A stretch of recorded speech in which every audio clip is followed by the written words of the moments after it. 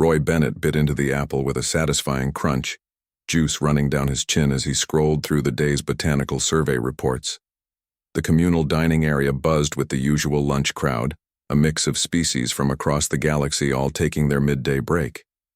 He barely noticed the conversations happening around him in a dozen different languages until a sharp chirp made him look up. Chira, his avian colleague from the Xenobotany division, stood frozen 3 tables away. Her feathers had puffed out to twice their normal size, and her large eyes were fixed on the fruit in his hand. The fear scent rolling off her was so strong that even Roy's limited human nose could detect it. "Roy, don't move," Chira said, her voice trembling. "Put that down very slowly." Roy blinked at her, apple halfway to his mouth for another bite. Around them, other diners had stopped eating to stare. A 4-armed Ganthar dropped his spoon with a clatter. "Put what down?" Roy asked, genuinely confused. "That crimson vex berry in your hand," Chira said, taking a careful step backward. "1 bite contains enough toxin to stop 3 hearts. How are you still conscious?" Roy looked at the apple, then back at Chira. "This? It's just an apple, from Earth." "Someone call medical," a voice shouted from across the room. "Human poisoning in the dining hall." Within seconds, the calm lunch atmosphere erupted into controlled chaos. Aliens scattered to give him space while others crowded closer to watch. Roy sat there bewildered as klaxons started wailing overhead. He took another bite of the apple out of sheer nervousness, which only made things worse. The medical bay doors burst open and Dr. Skleet skittered in at full speed, his 6 insectoid legs carrying his bulbous body faster than Roy had ever seen him move. The doctor's compound eyes were wild with panic, and he clutched an emergency medical kit that seemed far too large for a simple poisoning. "Step away from the human," Dr. Skleet commanded, his mandibles clicking rapidly. "I need clear access for toxin extraction." "Doc, I'm fine," Roy protested, standing up from his seat. "Really, it's just an apple." Dr. Skleet ignored him completely, yanking out a scanner and running it over Roy's body. The device beeped frantically, flashing red warning lights that reflected off every surface in the now silent dining hall. The doctor's antennae drooped in what Roy had learned to recognize as extreme distress. "Cyanogenic compounds detected, Doctor." Skleet read from his scanner, his voice rising with each word. "Oxalic acid present, multiple alkaloid markers. By the void, what have you consumed?" "An apple," Roy repeated, holding up the half-eaten fruit. "We eat them all the time on Earth. They're actually really good for you, full of vitamins and fiber."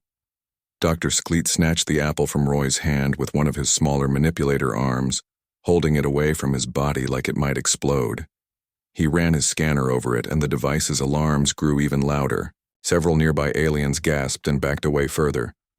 "This fruit is classified as a Class 4 biotoxin," Dr. Skleet announced to the room. "Consumption by most known species would result in immediate system failure, painful death, or both." He turned his massive eyes on Roy. "You need emergency purging immediately." "I really don't," Roy said, but Dr. Skleet was already pulling out tubes and injectors from his kit. Chira had worked up the courage to come closer, though she still kept a careful distance. "Roy, perhaps you should listen to the doctor. Even if you feel fine now, the toxins might have a delayed effect." Roy sighed and held up his hands in surrender. "Okay, look, I appreciate the concern, but I promise you I'm perfectly healthy. Humans have been eating apples for thousands of years." "Impossible," Dr. Skleet said flatly. "The chemical composition alone would be lethal. The scanner does not lie." To prove his point, or perhaps out of sheer stubbornness that came from being the only human on a station of 3,000 aliens, Roy reached over and plucked the apple back from Dr. Skleet's grasp. Before anyone could stop him, he took another large bite, chewing slowly while maintaining eye contact with the horrified doctor. The dining hall erupted. Someone screamed. Another alien fainted, crashing into a table with a tremendous bang. Dr. Skleet made a sound like steam escaping from a broken valve. "He's in shock," the doctor declared, pulling out a restraint field generator. "The toxins have clearly affected his judgment. We need to get him to medical immediately before brain damage becomes permanent." "My brain is fine," Roy said around his mouthful of apple. He swallowed and wiped his mouth with the back of his hand. Look, I know this seems weird to you, but back home, there's literally a saying about eating an apple a day to keep the doctor away. That is the most illogical medical advice I have ever heard, Dr. Skleet said, but he had stopped trying to restrain Roy and was instead scanning him again with a different device. Your vital signs are completely normal. No, better than normal. Your system is processing these compounds as if they were beneficial nutrients. Because they are beneficial nutrients, Roy explained. At least for humans. Dr. Skleet's antennae twitched in a way Roy had never seen before. It took him a moment to realize the doctor was experiencing something close to scientific fascination, breaking through the panic. This makes no sense, Dr. Skleet muttered, running a third scan. Your liver function is operating at incredible efficiency. Your cellular walls are showing no signs of toxin penetration. It's as if your entire biology is specifically designed to process deadly compounds. Maybe it is, Roy said with a shrug. He finished the last bite of his apple and held up the core. Where's the recycling? Chira pointed mutely at a disposal unit with one wing, too shocked to speak. As Roy walked over to throw away the core, Dr. Skleet grabbed his arm with surprising gentleness for someone with an exoskeleton. You're coming to the medical bay, right now. Not for treatment, but for a full toxicology screening. Is that really necessary? Roy asked, though he could see the determination in the doctor's compound eyes. I have been a medical professional for 47 years, Dr. Skleet said quietly. I have treated over 200 species. I have never, in all that time, seen anything like what I just witnessed. Either my equipment is catastrophically malfunctioning, or humans are far more remarkable than anyone in the galactic medical community has realized. Roy looked around at the crowd of aliens, all staring at him with mixtures of fear, awe, and confusion. Chira had finally relaxed her feathers but still looked like she might faint. The Ganthar who dropped his spoon was recording everything on his personal device. Fine, Roy agreed, but I'm telling you now you're not going to like what you find in my medical history. Dr. Skleet tilted his head in what might have been curiosity. What do you mean? Roy grimaced, remembering. This isn't the first time. I've accidentally caused a medical emergency on this station.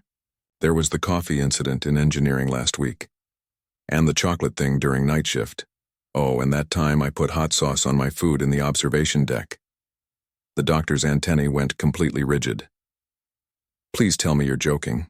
I really wish I was, Roy said. Come on, Doc, let's get this over with.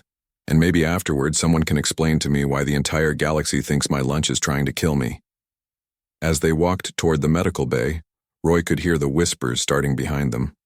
By tomorrow, everyone on the station would know about the human who ate poison and smiled. He just hoped this wouldn't become a bigger deal than it already was. He had no idea how wrong that hope would turn out to be. The medical scanner hummed for the 7th time as Dr. Skleet ran yet another diagnostic on Roy's biological samples. The doctor had been at this for 2 hours now, and his usual professional composure had given way to something between scientific obsession and existential confusion. Roy sat on the examination table, swinging his legs and trying not to look as bored as he felt. This cannot be right, Dr. Skleet muttered for what must have been the 20th time. He pulled up Roy's medical file on the main display, and the holographic screen filled with incident reports. According to station records, you have been treated for poisoning 3 separate times in the past month alone. Roy winced. Yeah, about that. I tried to explain each time that I wasn't actually poisoned, but nobody listened. Dr. Skleet scrolled through the first report, his mandibles clicking softly as he read. Incident 1, 26 days ago.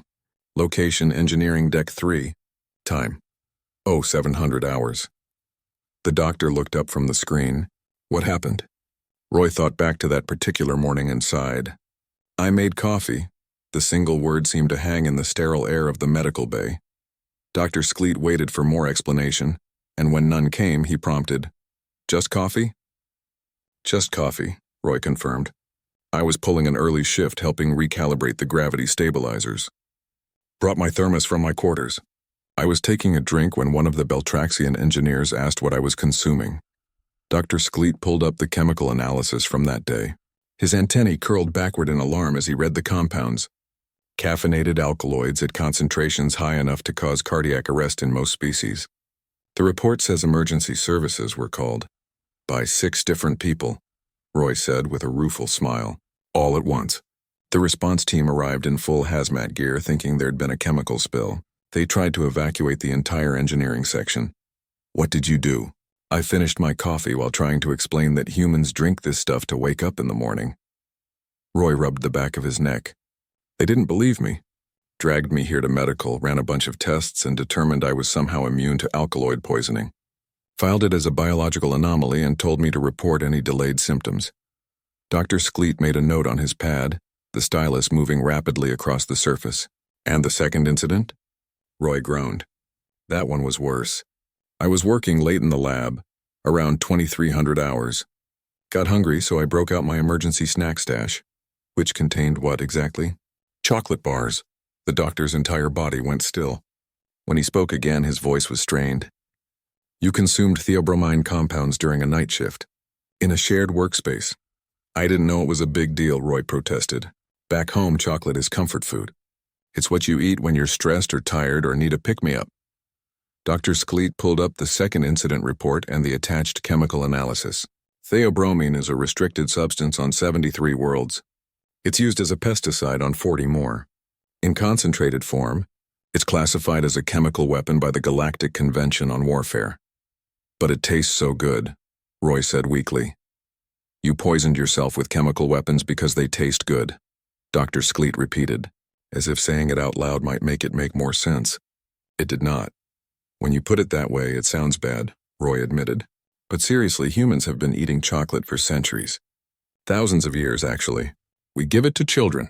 We make desserts out of it. There are entire shops dedicated to selling different varieties.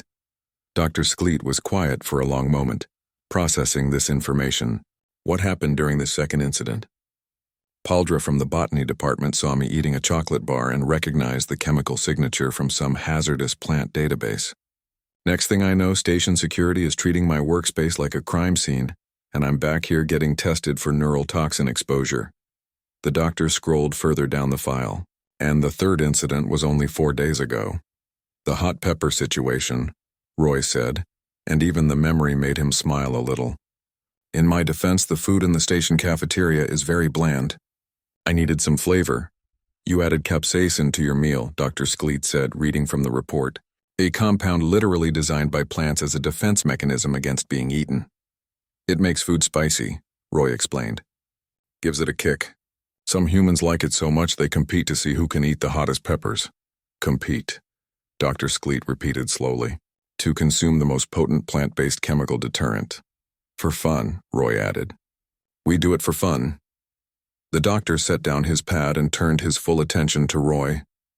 For several seconds he simply stared, his compound eyes reflecting the medical bay's lights. I need you to understand something. Each of those 3 incidents on their own would have been enough to kill most of the crew on this station. The coffee alone would have stopped my hearts within minutes. The chocolate would have caused complete neurological failure in Chira's species. The capsaicin would have literally melted Paldra's mucous membranes. Roy shifted uncomfortably on the examination table. I'm starting to get that. And yet you consumed all 3 willingly, casually, as part of your normal routine. Dr. Skleet picked up the apple core from the first incident, which he had sealed in a hazardous materials container. This apple you ate today contains enough amygdalin to release cyanide into your system. It has oxalic acid that would crystallize in the organs of most beings. The scanner detected 15 different compounds that should not exist together in something classified as food. But it is food, Roy insisted. Really common food. Kids eat apples in their lunchboxes back on Earth. Dr. Skleet made a decision. He pulled up the full analysis of Roy's blood work and biological scans on the main display, expanding them so Roy could see. Look at this. Your liver is processing these compounds at a rate I have never seen in any species. Your kidneys are filtering out trace toxins that most beings would need dialysis to remove. Your cellular structure is reinforced in ways that make no sense unless... He trailed off, antennae quivering. Unless what? Roy prompted. Unless you evolved in an environment so hostile that your body had to develop extreme resistance just to survive. Dr. Skleet pulled up Roy's species file, something he admitted he should have read more thoroughly when Roy first arrived at the station. Earth is classified as a Class 7 death world. High gravity, aggressive microbial life, extreme weather patterns, geological instability, and apparently food sources that double as chemical weapons. Roy had never really thought about his home planet that way. I mean, sure, Earth can be rough, but calling it a death world seems dramatic. Dramatic, Dr. Skleet said, and made a sound that might have been laughter or hysteria. Roy, there are only 11 Class 7 worlds in the known galaxy. Most species avoid them entirely. The few expeditions that have attempted to study them required environmental suits and extensive medical support. Your species evolved there naturally and apparently considers it pleasant enough to call home. Well, when you grow up somewhere, you get used to it, Roy said with a shrug. I'm sure your homeworld has things that would seem dangerous to me. My homeworld has slightly higher oxygen content than galactic standard, Dr. Skleet replied. The most dangerous native life form is a plant that causes mild itching if you touch it. A thought occurred to Roy. Hey, is this going to be a problem? Like, am I going to get in trouble for the incidents? Dr. Skleet seemed to consider this. Technically, you violated several safety protocols regarding hazardous materials. However, given that the materials are only hazardous to everyone except you, I think we can classify this as a misunderstanding rather than a violation. He paused. But we do have a problem. What kind of problem? I need to report these findings to Station Administrator Lumen. Once the administration knows that standard Earth foods are biologically dangerous to most of the crew, there will be regulations, quarantine protocols, safety reviews. Roy felt his stomach sink. How long would that take? For a full safety review of an entire planet's agricultural output, months, maybe years. Dr. Skleet's tone was apologetic.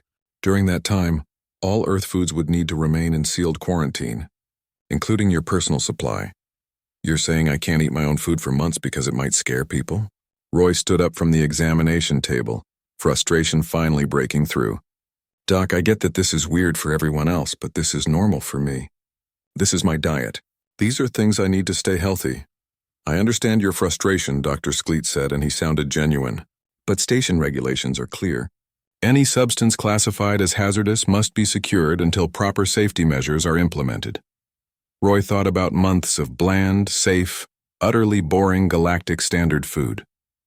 He thought about no more coffee in the morning, no more chocolate when he needed comfort, no more apples from the garden project he had been so proud to establish. He thought about being the only human on a station that was about to treat him like a walking biohazard. There has to be another way, Roy said. What if I can prove that these foods are safe when handled properly? What if I can show everyone that understanding Earth biology could actually be helpful instead of scary? Dr. Skleet's antennae perked up with interest. What do you propose? Let me give a presentation, Roy said, the idea forming as he spoke. Bring in the science staff, anyone who's interested. I'll explain how Earth's ecosystem works, why humans evolved the way we did, and how our food is actually beneficial despite looking dangerous on your scanners. The doctor considered this for a long moment. It is irregular, but if we frame it as an educational seminar rather than a defense against regulations, Administrator Lumen might approve it. So we can do it? I will speak with Lumen, Dr. Skleet agreed. But Roy, you must understand that this might not change anything. Some fears are not overcome by explanation alone. Roy nodded, but inside he felt determined. If he was going to spend the next several years on this station, he was going to eat real food while doing it. And if that meant teaching an entire station of aliens about Earth's particularly aggressive approach to evolution, then that was what he would do. When can we schedule it? Roy asked. Dr. Skleet was already composing a message to the administrator. I will request an emergency session with the science division for tomorrow. Given the interest your Apple incident generated, I suspect attendance will not be a problem. That was an understatement. By the time Roy left the medical bay 2 hours later, messages were already flooding the station network about the human who ate poison for lunch. His presentation would likely be the most attended scientific seminar in the station's history. Roy just hoped he could make them understand that Earth's violence had created something remarkable, and that being able to eat what others called poison was not a curse but a gift born from his planet's harsh love. Roy stood at the front of Conference Room 7, looking out at the largest gathering of scientists he had ever seen in one place. Every seat was filled, with more beings standing along the walls and quite a few floating near the ceiling using various forms of anti-gravity tech. Word of his presentation had spread far beyond the science division, and now it seemed like half the station had shown up to watch the human explain his deadly diet. On the table in front of him sat a collection of items from his personal quarters, each one sealed in a transparent container with hazard warnings plastered across them: coffee grounds, chocolate bars, a bowl of hot peppers, cinnamon sticks, nutmeg, almonds, and of course several apples. To Roy, they looked like a normal grocery haul. To the assembled crowd, they might as well have been weapons from an armory. Dr. Skleet stood beside the display table, having volunteered to help with the presentation. The doctor had spent the previous evening reviewing Roy's notes and admitted he was both terrified and fascinated by what he had learned. Administrator Lumen sat in the front row, her crystalline body refracting the room's lights into rainbow patterns across the walls. Her presence made this officially sanctioned, which was both reassuring and nerve-wracking. "Thank you all for coming," Roy began, and the room fell silent. "I know yesterday's incident in the dining hall caused some concern, and I want to start by apologizing for that. I never meant to frighten anyone." Chira, sitting in the third row, gave him an encouraging chirp. Several other attendees shifted in their seats, unsure what to expect.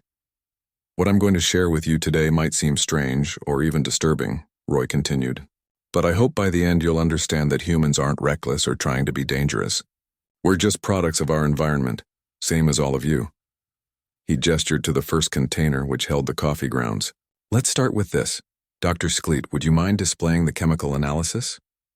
The doctor activated a holographic display, showing the molecular structure of caffeine. The audience reacted immediately with gasps and alarmed chirps echoing through the room. The compound diagram was tagged with warning symbols in multiple languages.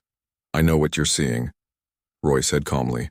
"A toxic alkaloid compound that interferes with neural function. In concentrated doses, it can cause cardiac arrest, seizures, and death in most species." He paused. "Humans drink this every morning." A voice from the crowd called out, "Why would you willingly consume a neurotoxin?" "Because on Earth it evolved as a defense mechanism," Roy explained.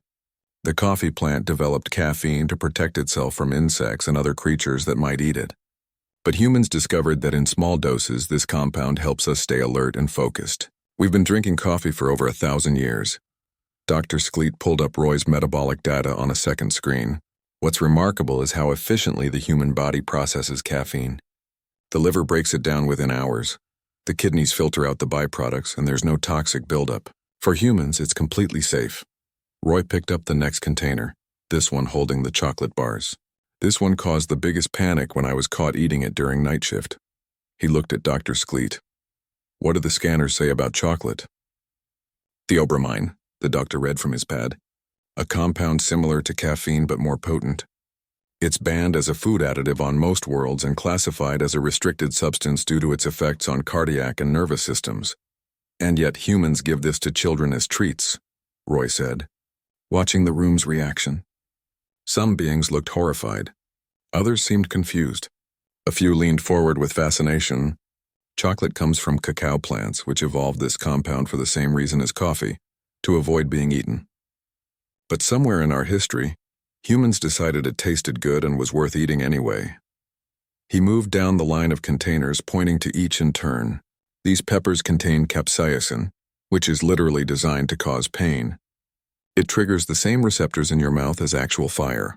Plants make this to stop animals from eating them. Humans turned it into a condiment." The room was silent now, every eye and sensor focused on Roy as he continued. "Cinnamon contains coumarin, which can damage liver function in large doses. Nutmeg has myristicin, which is psychoactive and toxic if you eat too much. These almonds have trace amounts of cyanide." He let that sink in. "All of these are common ingredients in human cooking. We put them in desserts. We give them to guests. We consider them essential to good food."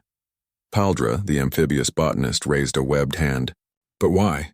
If your species knows these substances are harmful, why continue to consume them?" Roy smiled at the question. "Because they're only harmful in large quantities or to species that didn't evolve alongside them.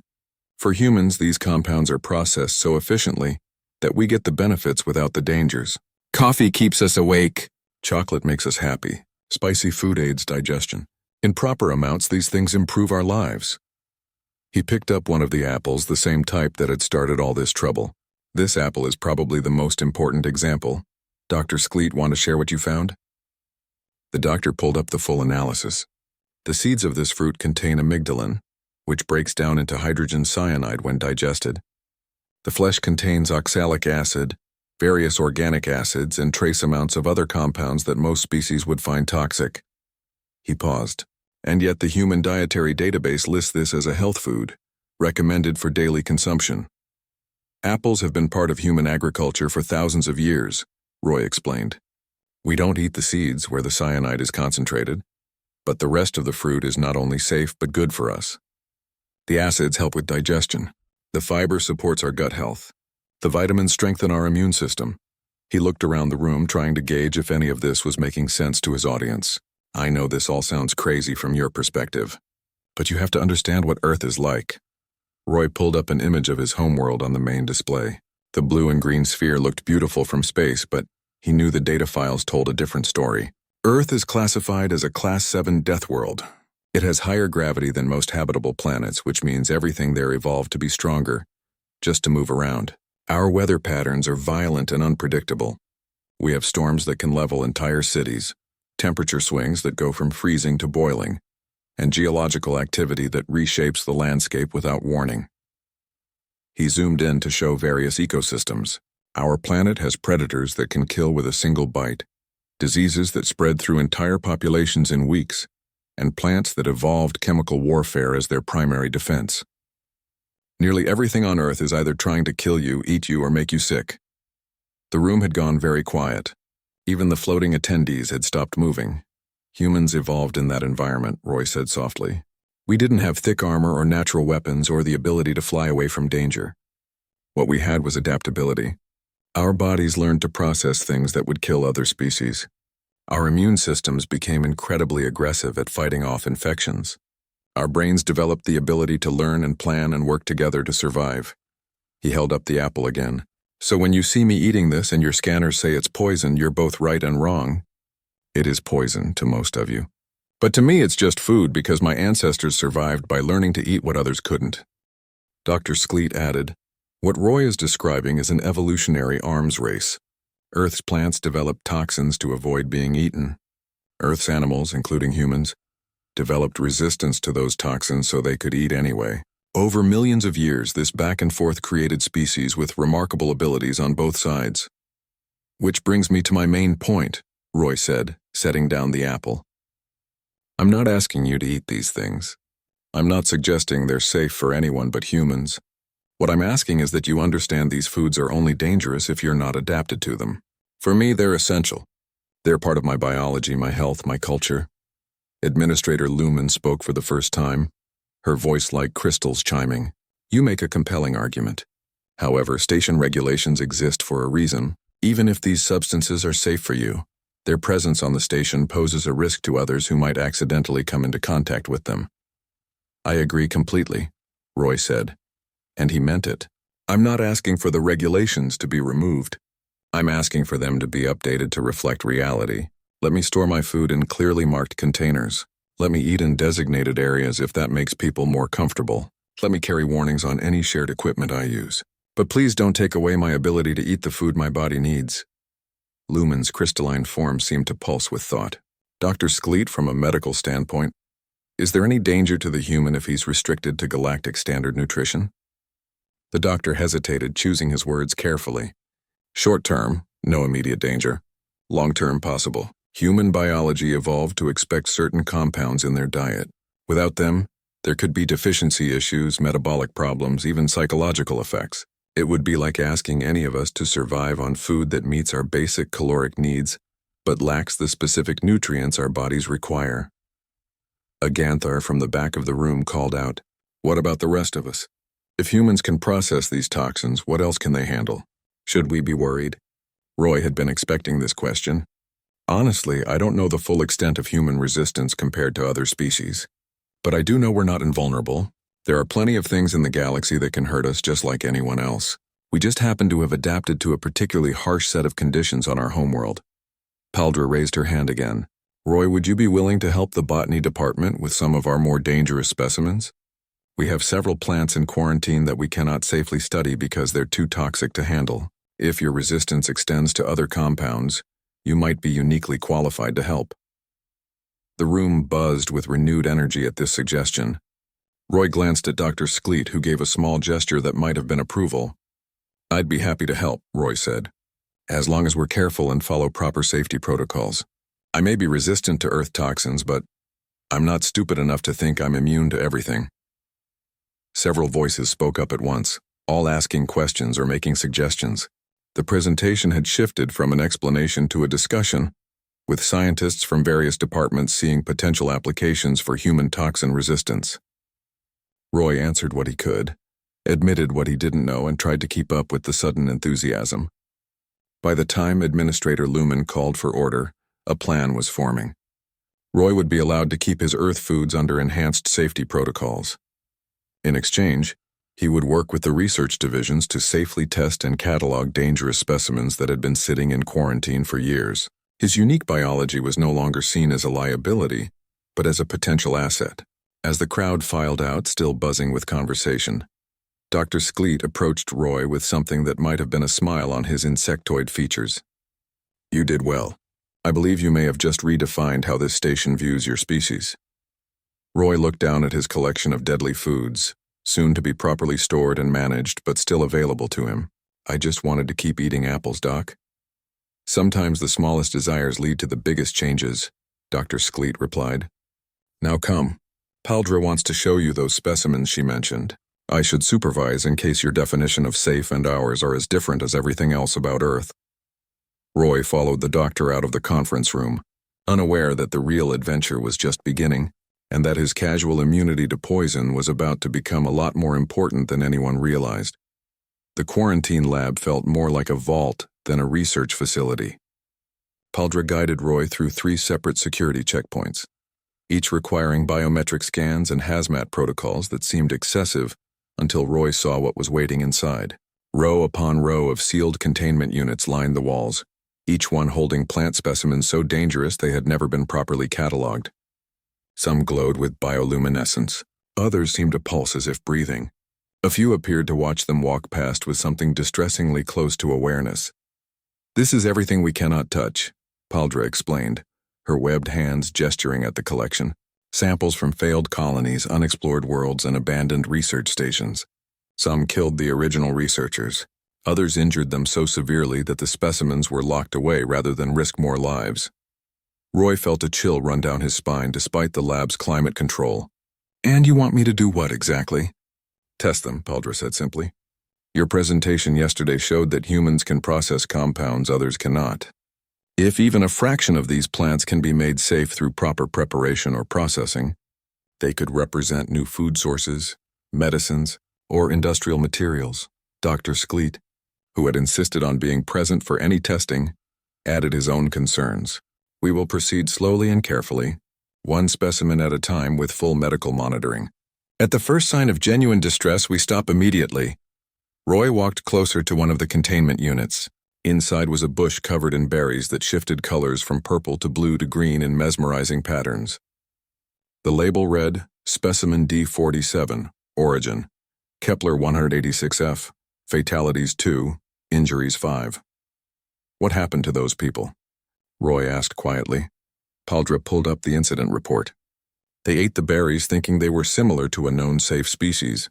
Within minutes, they experienced complete neural shutdown. 2 died before treatment could be administered.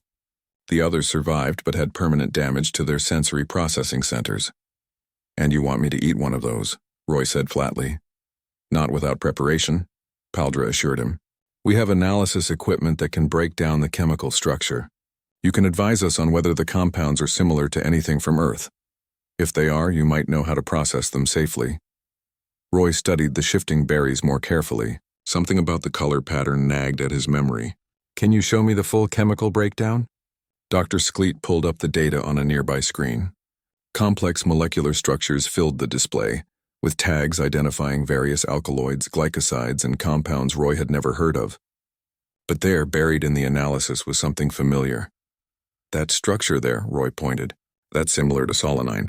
It's a toxin found in nightshade plants on Earth. Nightshade? Paldra repeated the word uncertainly. A family of plants that includes some foods and some poisons, Roy explained. Tomatoes, potatoes, peppers, all nightshades. But so is belladonna, which is deadly. The key is knowing which parts of the plant are safe and how to prepare them. He looked at the berries again with new understanding. Solanine concentrates in certain parts of the plant and breaks down with proper processing. On Earth, we learned that potatoes are toxic if they turn green because solanine has built up in them. But if you store them properly and remove any green parts, they're perfectly safe. So these berries might be edible if processed correctly? Paldra's voice rose with excitement. Might be, Roy cautioned. I'd need to know more about the plant's biology and life cycle. But if it follows the same patterns as Earth nightshades, then yes, there's probably a way to make them safe. They spent the next hour going through the chemical analyses of various specimens. Roy was surprised by how many compounds he recognized, or at least saw similarities to Earth equivalents. A flowering plant from an abandoned mining colony had toxins almost identical to those found in cassava, a root vegetable that had to be carefully processed to remove cyanide before eating. A fungus from a high-gravity world produced compounds similar to those in certain mushrooms that were edible only when cooked properly. This is remarkable, Dr. Skleet said as Roy identified yet another familiar pattern. You're recognizing connections that our database never flagged because we don't have enough information about Earth's ecosystem. Earth's plants have been trying to poison us for millions of years, Roy said with a slight smile. We got really good at learning which ones were worth the effort to eat anyway. Paldra had moved to a different section of the lab, where a massive containment unit held what looked like a tree with pale, almost white bark. Roy, what about this one? It's from a colony world that was abandoned after the entire survey team fell ill. Roy approached the container cautiously. The tree was beautiful in an eerie way, with silvery leaves that seemed to shimmer in the lab's lighting. The fruit hanging from its branches looked innocent enough, small and round and greenish yellow. Do we have analysis on it? Roy asked. Dr. Skleet pulled up the file. Specimen A12 origin, Tau Ceti Prime, original designation, forbidden tree. The colonists called it that because anyone who touched it developed severe symptoms within hours. Blistering skin, respiratory failure, and in severe cases, death. Roy read through the chemical breakdown and felt his blood run cold. This is like a manchineal tree. A what? Both Paldra and Dr. Skleet asked simultaneously. One of the most dangerous trees on Earth, Roy said, his voice grim. It grows in coastal areas. The sap is caustic enough to blister skin and cause blindness if it gets in your eyes. The fruit looks sweet, but eating it can kill you. Even standing under it during rain is dangerous because the water washes the toxins down onto you. And humans live near these trees? Paldra sounded horrified. We put warning signs around them and teach people to avoid them, Roy said. The point is, I recognize this kind of danger. Whatever this tree is, it's not worth trying to process for food. Some things are just too toxic to be useful. Dr. Skleet made a note in the file. So there are limits to what even humans will attempt to consume. Of course there are, Roy said. We're adaptable, not suicidal. Just because we can handle some toxins doesn't mean we go looking for poison. They continued through the collection, with Roy identifying plants that might be workable and others that should remain locked away. He was surprised by how much his Earth-based knowledge applied to specimens from completely different worlds. Evolution, it seemed, came up with similar solutions across the galaxy when plants needed to defend themselves. It was when they reached the restricted section in the back of the lab that Roy found something truly interesting. A small plant sat alone in a maximum security containment unit, surrounded by enough warning labels to stop anyone from even looking at it too closely. The plant itself was unremarkable, with broad leaves and thick roots visible through the transparent soil medium. But according to the label, it had killed 3 researchers and put 4 more in critical condition before being sealed away. What's special about this one? Roy asked, though he had a feeling he already knew. Paldra's expression was somber. It's from New Havana, a colony established 60 years ago. The colonists were desperate for food sources and tried to cultivate local plants. This one seemed promising at first. It grew quickly, produced high yields, and analysis showed it was rich in carbohydrates and proteins. Let me guess, Roy said. Someone ate it raw. An entire family, Dr. Skleet confirmed quietly. They harvested it for dinner. Within an hour, all 5 members were in medical crisis. 2 children died. The parents survived, but with severe organ damage. After that, the colony classified the plant as forbidden and destroyed all samples they could find. This specimen was sent to us for study. Roy examined the chemical analysis and his suspicion was confirmed. This is basically cassava. I don't understand, Paldra said. Roy sat down at the lab bench, pulling up comparison data from Earth's agricultural database. Cassava is a root vegetable that's a staple food for hundreds of millions of humans. It's one of the most important crops in tropical regions. But the roots contain cyanogenic glycosides that break down into cyanide when the plant cells are damaged. He pulled up images and processing techniques. The key is preparation. You can't eat cassava raw, it will kill you. But if you peel it, chop it, soak it in water, and then cook it thoroughly, the toxins break down and wash away. What's left is perfectly safe and nutritious. So this plant that killed colonists could have fed them instead? Paldra looked at the specimen with new understanding. If they'd known how to prepare it correctly, yes, Roy confirmed. The tragedy is that they tried to use it like any other vegetable, and it killed them for it. Dr. Skleet was already pulling up the colony records. New Havana still exists, but struggles with food production. If we could teach them to process this plant safely, it could transform their entire agricultural system. I could test it, Roy offered. Prepare it the same way we do cassava on Earth and see if the same principles apply. Both Paldra and Dr. Skleet looked at him with alarm. Roy, this plant has a documented body count, Paldra said carefully. Are you certain you want to risk exposure?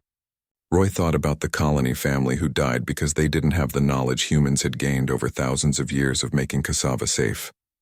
He thought about the other colonists still struggling to grow enough food. If there's even a chance this could help people, I have to try. Besides, humans have been eating cassava forever. I know what I'm doing. We'll need to follow strict protocols, Dr. Skleet insisted. Small test portions, constant monitoring, emergency treatment standing by. Agreed, Roy said. But I think this could work. They spent the next 2 hours setting up a proper testing environment.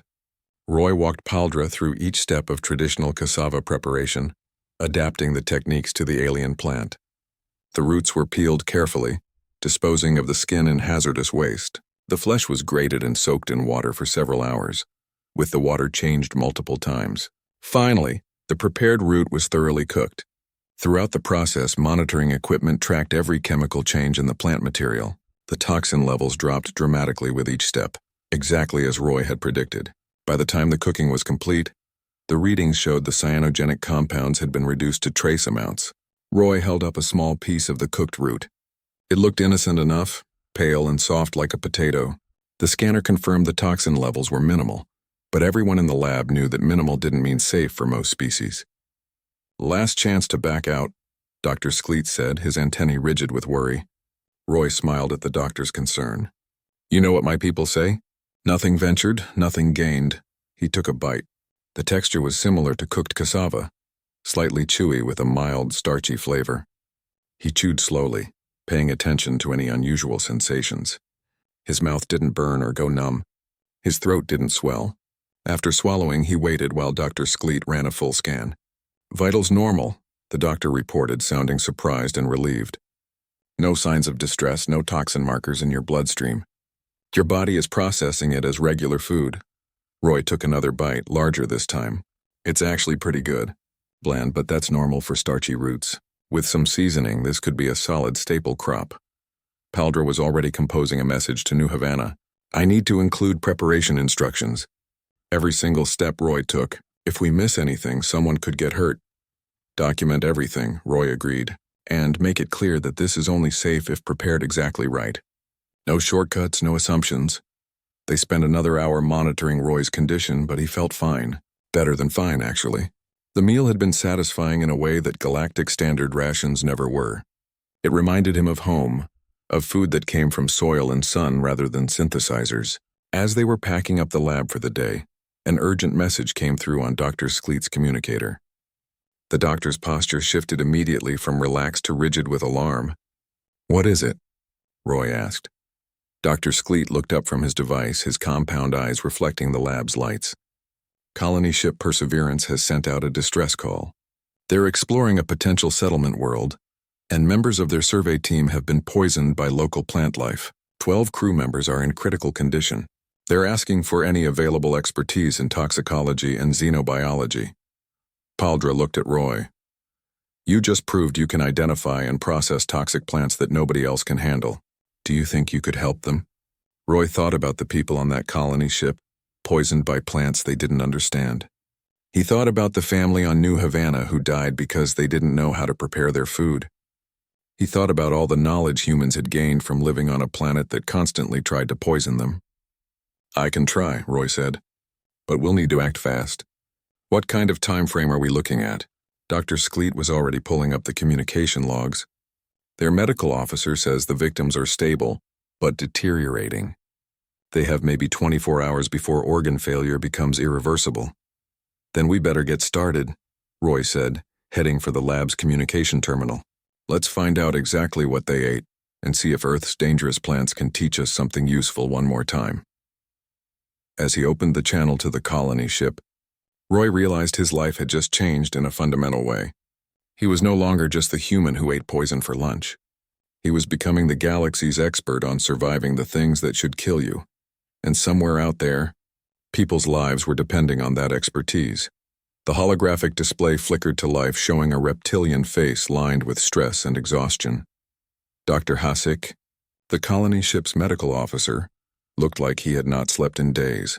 Behind him, Roy could see the chaos of an overwhelmed medical bay, with crew members rushing between beds where the poisoned survey team lay unconscious. Thank you for responding so quickly, Hasek said, his voice rough. I apologize for the state of things here. We are beyond our capacity to handle this situation. Tell me everything that happened, Roy said, pulling up a blank screen to take notes. Start from when the survey team landed on the planet. Hasek pulled up his own records, scrolling through reports with shaking hands. Planet designation Kepler 2I27d. Initial scans showed it was ideal for colonization. Oxygen-nitrogen atmosphere, abundant water, rich plant life that appeared compatible with standard agricultural patterns. The survey team was collecting samples when they found a grove of fruit-bearing trees. Let me guess, Roy said grimly. The fruit looked edible. More than looked, Hasek confirmed. Preliminary scans showed high nutritional value, no obvious toxins, chemical structure similar to fruits from several established colony worlds. The team leader approved limited consumption as part of field testing protocols. Dr. Skleet, monitoring the conversation from beside Roy, made a clicking sound of disapproval. They ate unknown alien fruit based solely on scanner readings. We have done the same on 17 previous surveys without incident, Hasek said defensively. The protocols are designed to be thorough. Except they didn't account for Earth-style toxins, Roy said. Not as an accusation, but as a statement of fact. Can you send me the full chemical analysis of the fruit and the current blood work from the victims? Within seconds, data flooded Roy's screen. He studied the molecular structures, comparing them against the vast database of Earth plants he had spent the last 2 days reviewing with Paldra. The compounds were complex, layered in ways that would definitely fool a standard galactic scanner. This is similar to manchineel, Roy said slowly, his stomach sinking. It's one of the most toxic trees on Earth. The fruit looks like small apples, smells sweet, even tastes okay at first. Then the toxins start working. Paldra, who had joined them in the lab when the call came through, pulled up information about manchineel trees. According to Earth records, manchineel causes severe oral pain, digestive damage, and can be fatal. But the symptoms don't always appear immediately. Exactly, Roy confirmed. The toxins cause progressive damage. By the time you realize something is wrong, it's already attacking your organs. He turned back to Hasek. How long after consumption did symptoms begin? Approximately 2 hours, Hasek reported. They returned to the ship feeling fine, then suddenly several team members collapsed. Now all 12 are in medical comas. We have been administering standard toxin purge treatments, but nothing is working. Roy studied the victims' blood work more carefully. The toxin levels were high but not immediately lethal, which gave him hope. The problem is your treatments are designed for fast-acting poisons. These toxins work slowly and methodically. You need to change your approach. To what? Hasek asked desperately. We have tried everything in our medical database. Roy thought back to the research he had done after his presentation, specifically looking into how Earth medicine dealt with plant-based poisonings. On Earth, manchineel poisoning is treated with supportive care and specific interventions to protect the digestive system and reduce inflammation. You can't just purge the toxins, you have to manage the damage they cause while the body processes them out naturally. Our patients are not human, Hasek pointed out. Their biology may not respond the same way. Which is why I need to test the fruit myself first, Roy said, and immediately heard protests from everyone around him. Absolutely not, Dr. Skleet said firmly. Roy, even you admitted manchineel is one of Earth's most dangerous plants. We are not letting you consume something that could kill you. I'm not planning to eat a whole fruit, Roy explained, already pulling up safety protocols. Just a small amount, enough to feel what the toxins do and how my body responds. That information will help Dr. Hasek understand what his patients are experiencing and how to modify the treatment for their physiology. Hasek looked uncertain. This seems extremely dangerous. More dangerous than letting 12 people die because we don't understand the poison? Roy countered. Look, I know this is risky, but I'm the only one here who has any chance of surviving exposure. My body is designed to handle exactly this kind of threat. Paldra had been quiet during the exchange, but now she spoke up. Roy, I have seen your tolerance for Earth toxins, but this fruit has already proven it can kill through a completely different evolutionary pathway. Your resistance may not apply. Only one way to find out, Roy said with more confidence than he felt. He turned to Hasek. Can you send a sample of the fruit through the supply drone network? There's a courier ship due to pass your location in 4 hours that can bring it to us. Hasek hesitated, clearly torn between hope and concern. If I send the sample and something happens to you, I will have your death on my conscience along with my crew. If you don't send it and they die because we ran out of time, you'll have that on your conscience instead, Roy said gently. At least this way we're trying. After a long moment, Hasek nodded. I will prepare the sample with full hazardous material protocols. But please be careful. These people are my friends, my colleagues. I cannot lose any more. You won't, Roy promised, hoping he could keep that promise. Send the fruit and every piece of medical data you have. We'll figure this out. The call ended, leaving Roy, Dr. Skleet, and Paldra alone in the suddenly quiet lab. The weight of what he had just agreed to do settled over Roy like a heavy blanket. You understand the magnitude of the risk, Dr. Skleet said quietly. Manchineel poisoning can cause severe pain, permanent tissue damage, and death even in species adapted to handle plant toxins. I understand, Roy confirmed. But I also understand that if I don't try, 12 people are going to die. That's not acceptable when I have the ability to help. Paldra moved to prepare the medical monitoring equipment. Then we will need full protective protocols. Isolated testing chamber, constant vital monitoring, emergency trauma equipment standing by. If you start experiencing severe symptoms, we pull you out immediately. Agreed, Roy said. But remember, pain doesn't always mean danger. Capsaicin causes pain but isn't toxic. I need you to trust that I can tell the difference between discomfort and actual damage. That is asking a great deal, Dr. Skleet said, but he was already setting up the monitoring systems. I will need you to describe every sensation in detail, no matter how minor. Your subjective experience is the data we need. The next 4 hours passed slowly as they prepared. Roy reviewed every piece of information about manchineel poisoning he could find, memorizing symptoms and progression patterns. Dr. Skleet set up redundant medical systems, preparing for every possible emergency. Paldra coordinated with Station Administrator Lumen to ensure they had authorization for what they were about to do. When the courier ship finally arrived with the sealed container, Roy felt his pulse quicken. The fruit inside looked innocent, small and greenish-yellow with a smooth skin. It could have been any of a dozen Earth fruits at first glance. Last chance to reconsider, Dr. Skleet offered, though they all knew Roy would not back down now. Let's do this, Roy said, entering the isolated testing chamber. The walls were transparent, allowing the others to observe while keeping them safe from any potential contamination. He sat down at the small table where the fruit waited. Roy put on protective gloves and carefully cut a small slice from the fruit. The flesh inside was pale and soft, releasing a sweet smell that reminded him of apples. He removed the glove from one hand and picked up the tiny piece no larger than his thumbnail.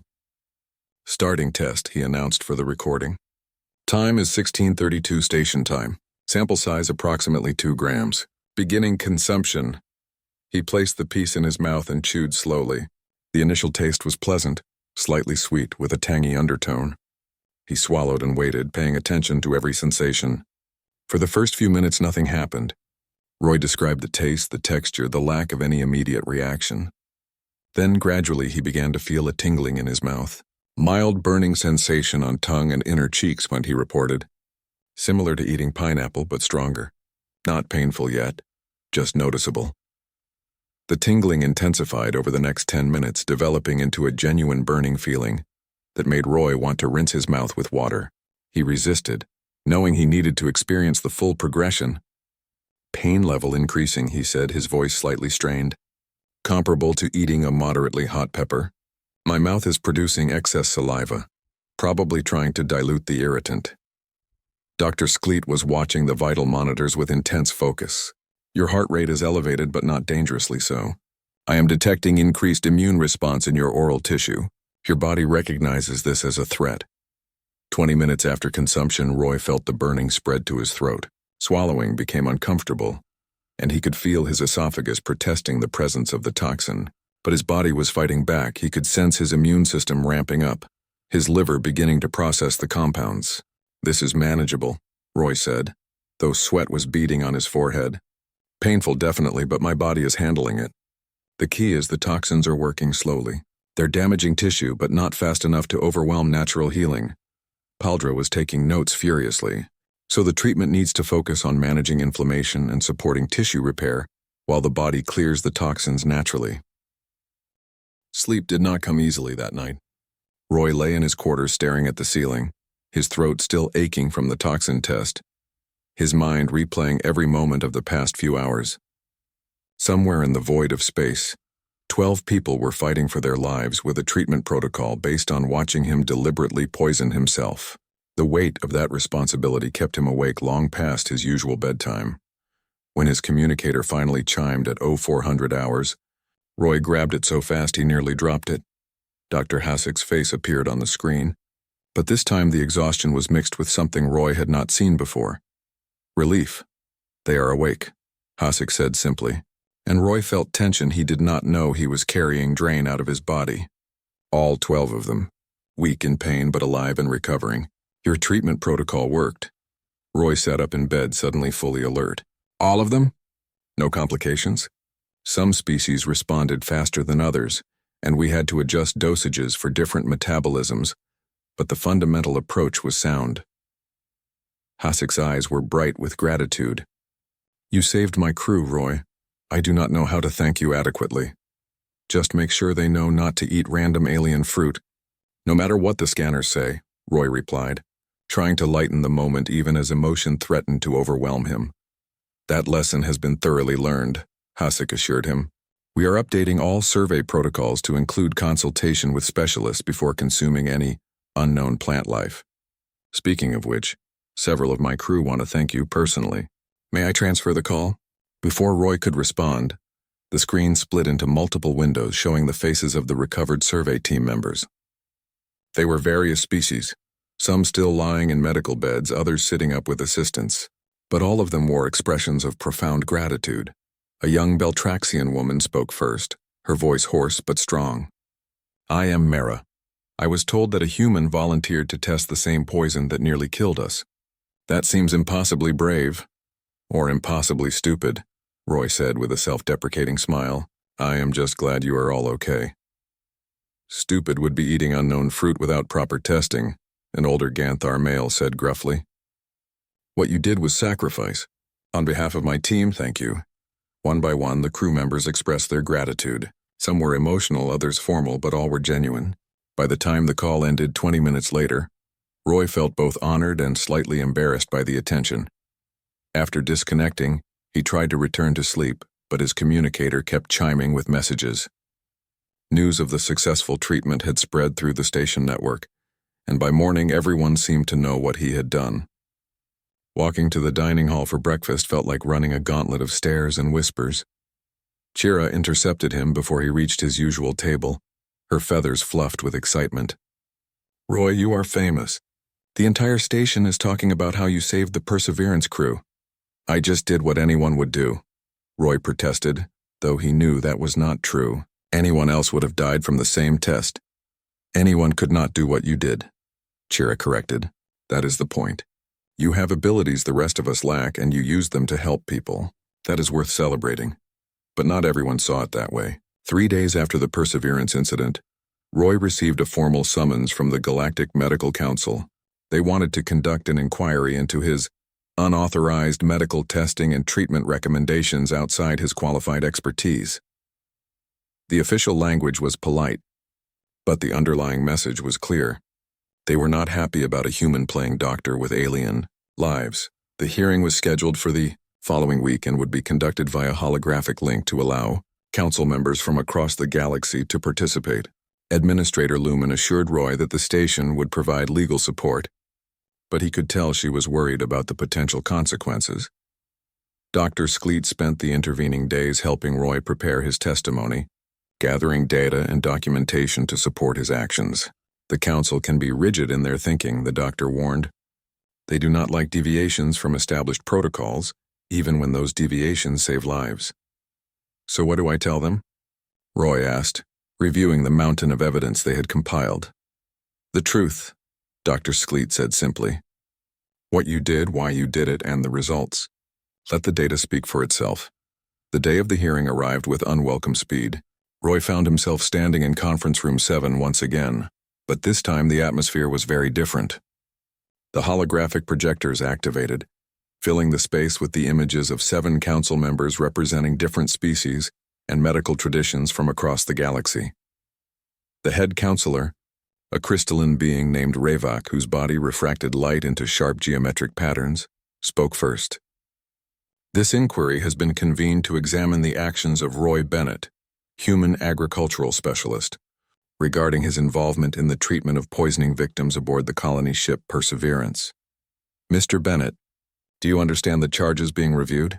I understand you are questioning whether I had the right to test an unknown toxin on myself and provide medical advice based on that test, Roy replied, keeping his voice steady. Precisely, Ravak confirmed. Your actions, while apparently successful, violated numerous protocols regarding hazardous material handling, medical testing standards, and the provision of treatment recommendations by unqualified personnel. Another counselor, an insectoid similar to Dr. Skleet but with more elaborate antennae decorations, leaned forward. The council acknowledges that 12 lives were saved. However, we must consider the precedent this sets. If individuals begin conducting unauthorized toxin testing and providing medical advice outside their qualifications, the results could be catastrophic. With respect, Roy said carefully, the results would have been catastrophic if I had done nothing. Those 12 people would be dead right now. You cannot know that with certainty, a third counselor interjected. Dr. Hasek's team might have found a solution through conventional methods given more time. They had 16 hours before organ failure would have become irreversible, Roy countered. I provided actionable information in 4. That time difference saved lives. Ravak's geometric form seemed to pulse with what might have been irritation. The issue is not whether your actions were effective, but whether they were appropriate. You are not a medical professional. You have no formal training in toxicology or xenobiology, yet you positioned yourself as an expert, and others followed your recommendations. I never claimed to be an expert in alien medicine, Roy said, feeling his frustration rising but trying to keep it controlled. I am an expert in being human, in understanding how Earth's toxins work and how human biology responds to them. That specific knowledge was relevant and useful in this situation, but potentially dangerous, another counselor argued. What if you had been wrong? What if the toxin had affected other species differently than you predicted? Before Roy could answer, a new hologram materialized in the chamber. Dr. Skleet had requested permission to testify and the council had granted it. The doctor stood beside Roy, his posture formal but his voice passionate. Council members, I was present for the entire incident from beginning to end. I supervised Roy's toxin test, monitored his vital signs, and reviewed all data before it was transmitted to the Perseverance. At no point did he act recklessly or without proper medical oversight. You are not authorized to approve such testing either, Ravak pointed out. Station medical officers are bound by the same protocols as everyone else. Then those protocols are insufficient, Dr. Skleet said bluntly, and several council members reacted with shock at his directness. I have been practicing medicine for 47 years. I have treated over 200 species. I believed I understood the range of biological diversity in our galaxy. Roy's case has shown me I was wrong. He pulled up the comprehensive data they had compiled. Humans evolved on a Class 7 deathworld. Their biology is adapted to handle environmental challenges most species never encounter. They can process toxins, withstand physical trauma, and recover from injuries that would kill others. This is not opinion, it is documented fact. Another hologram joined the proceedings, and Roy was startled to see Dr. Hasek materialize beside him. The reptilian doctor looked determined despite the obvious breach of protocol in joining an inquiry uninvited. I apologize for the interruption, but I could not remain silent. Hasek said, "This council is debating whether Roy Bennett should be sanctioned for saving my crew. I was there. I was the one who exhausted every conventional option. I watched 12 people dying, while my medical database offered no solutions." Roy provided an alternative approach based on his species' unique biology, and it worked. "We are not denying it worked," Rivak said, though his tone had softened slightly. "We are questioning whether the risk was justified." "The risk was already present," Hasek countered. "My crew was dying. Roy took the risk upon himself, not on others. If anyone should face consequences, it should be me for accepting his help out of desperation." "Or perhaps," a new voice said, and everyone turned as Paldra's hologram appeared, "we should be discussing how to utilize human capabilities constructively, rather than punishing the first human who demonstrated them publicly." The botanist pulled up her own data. Since Roy arrived at our station, he has identified safe preparation methods for 3 previously unusable food plants, provided guidance on handling hazardous biological specimens, and now saved lives using knowledge no other species possessed. Rather than seeing this as a violation, we should recognize it as an opportunity. The council members conferred among themselves, their various languages creating a buzz of overlapping conversation. Roy waited, acutely aware that his future and possibly the future of human involvement in galactic institutions hung in the balance. Finally, Rivak spoke again. "Mr. Bennett, this council recognizes that your actions, while irregular, were undertaken with noble intent and produced positive outcomes. However, we cannot simply ignore the breach of protocols." Roy's heart sank, but Rivak continued. "Therefore, we have decided to create a new position within the galactic medical framework. Biological Hazard Specialist, Human Classification. This position will be authorized to handle and test materials deemed too dangerous for standard personnel, provided they work under the supervision of qualified medical professionals and follow modified safety protocols." Roy blinked, not sure he had heard correctly. "You are creating a job category just for humans?" "We are creating a job category for any species with demonstrated resistance to biological hazards," Rivak clarified. "Humans are the first species we have encountered with this particular adaptation, but the framework will apply to others if they are discovered. You will be the first to hold this position, pending your acceptance and completion of required training." "Training in what?" Roy asked, still trying to process this turn of events. Dr. Skleet answered before the council could. "Galactic medical protocols, cross-species physiology, toxicology documentation standards, and emergency response procedures. Essentially, we will be teaching you how to do what you already do, but in a way that satisfies legal and safety requirements." "And if I complete this training?" Roy prompted. "Then you will be officially certified to assist with biological hazard incidents across the galaxy," Rivak said. "Your expertise will be available to colonies, research stations, and exploration vessels encountering unknown plant toxins.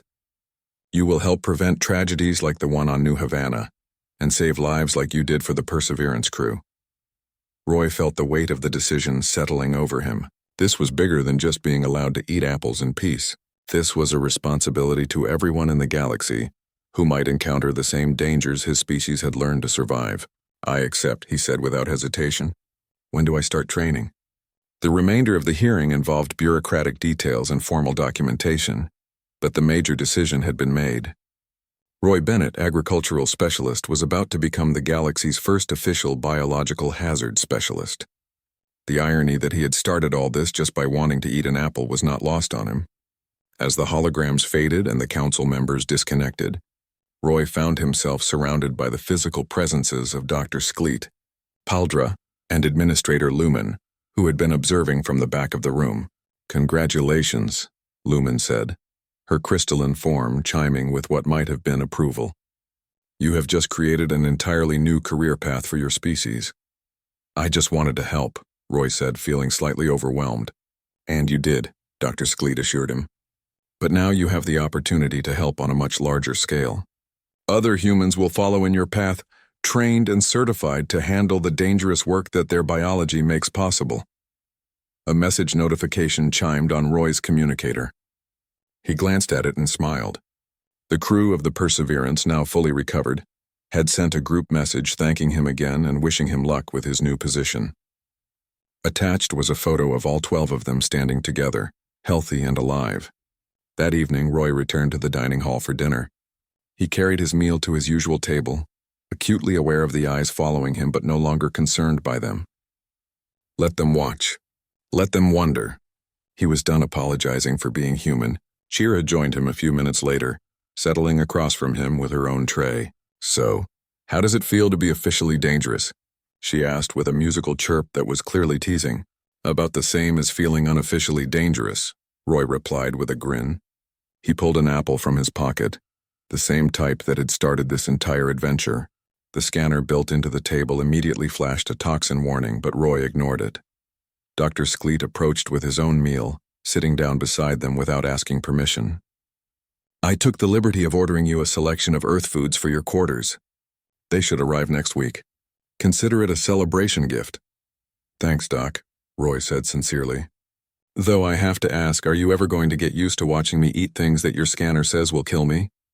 The doctor's antennae twitched in what Roy had learned to recognize as amusement. "Probably not, but I suspect I will have many opportunities to practice." Roy bit into his apple, the familiar crunch and sweetness exactly what he needed after the stress of the hearing. Juice ran down his chin and he wiped it away with the back of his hand, completely at ease. Around them, the dining hall had returned to its normal buzz of conversation. The initial shock of the human eating poison had worn off, replaced by a new understanding. Roy was not a threat or an anomaly. He was simply the first representative of a species that had survived by being unkillable, and that survival had given him the ability to help others in ways nobody had anticipated. Tomorrow, he would start his training. Next week, he might be called to another station or colony facing a botanical crisis. But tonight, he was just Roy Bennett, sitting with friends, eating an apple that most of the galaxy considered a weapon, and feeling more at home on this station than he had since arriving. Paldra joined their table, bringing news about the cassava-like plant from New Havana. "The colony has successfully processed their first harvest using your preparation methods. They are projecting a 50% increase in food production next quarter. They want to name the plant after you." "Please don't," Roy said immediately. "I just showed them what humans already knew. Besides, calling it the Bennett root sounds ridiculous." "They are calling it Survivor's root," Paldra said with a smile, "in honor of the species that taught them how to turn poison into food." Roy thought about that, about the legacy he was accidentally creating. Humans were survivors, shaped by a planet that tried to kill them and made stronger by the attempt. Now that strength was spreading through the galaxy, not as conquest or domination, but as the quiet gift of being able to handle what others could not. He took another bite of his apple, this simple earth fruit that contained enough poison to kill most beings in the room. The sweet taste was a reminder of home, of a blue-green world where everything was dangerous and humans had learned to thrive anyway. "To surviving," Roy said, raising his apple in a mock toast. "To surviving," his friends echoed. And in that moment, surrounded by aliens who had learned to see the beauty in human resilience rather than the danger, Roy felt he was exactly where he was meant to be. The medic had brought the antidote, but the human had just laughed and eaten another death apple. Because some things never changed. And maybe, Roy thought with a smile, that was exactly how it should be.